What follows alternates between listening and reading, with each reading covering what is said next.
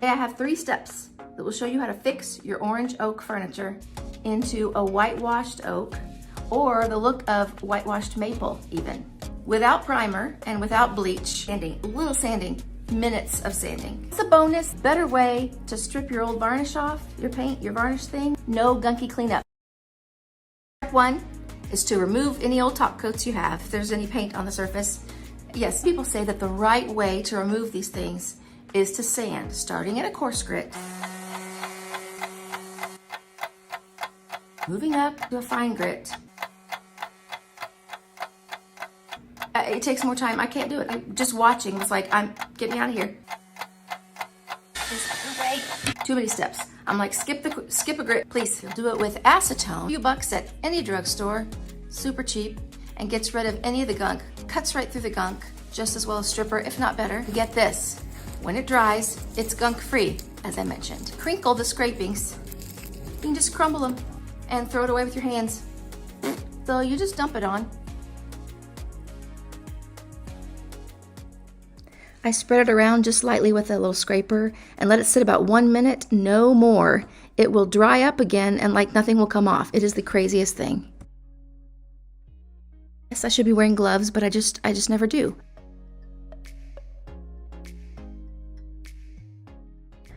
So if you let the scrapings sit for about an hour, there won't be any more goo. No goo.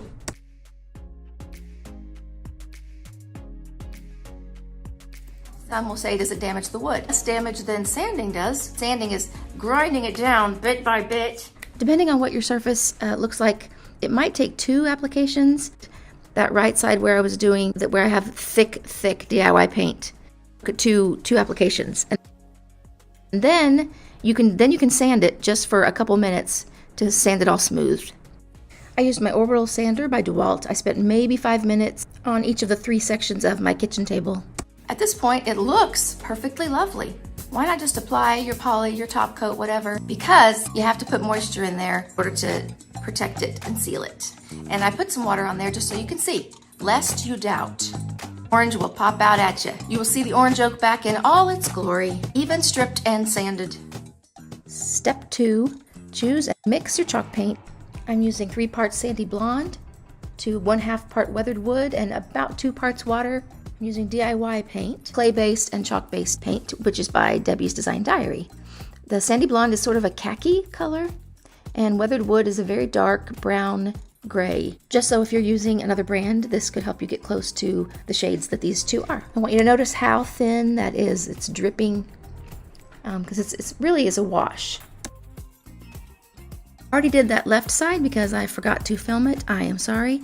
But we're working on right next to it. And we're going to brush it or wipe it on, whichever you prefer. See how opaque it looks at first, which we do not want. But I just kept spreading it on.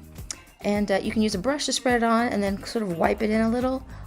Or you can use a rag, a cloth, and just wipe it in just like a traditional stain.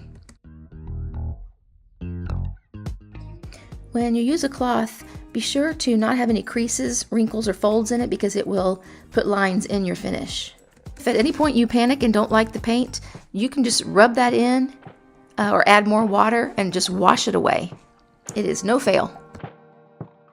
You can see as I keep rubbing it in there, it's less opaque. And if you want to stop at that 1 coat, you go right ahead. I wanted a little bit more color in there and a little less of the orange showing through, so I'm doing 2 coats.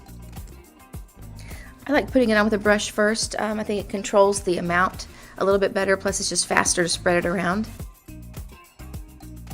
You won't believe me, but this is really, other than sealing, it is all there is to it. You can adjust the color as you go if you decide. I originally had less of the weathered wood in there, and it was actually too light for me. I wanted a little bit of brown in there.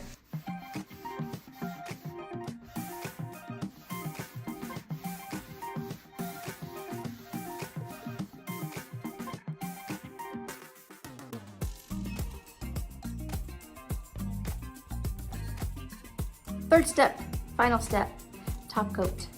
Water-based, whatever product you prefer. These are the 3 that I recommend that I use.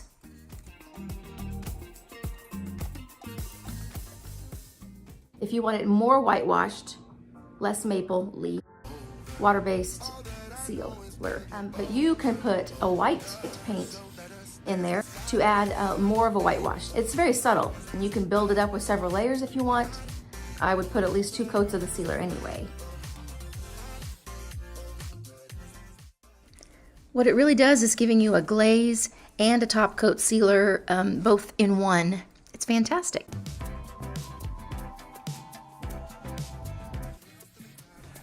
Be sure to brush in the direction of the grain.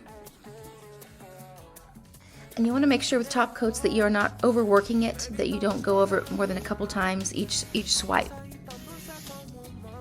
This is the second coat going on. I just applied 2 coats to mine.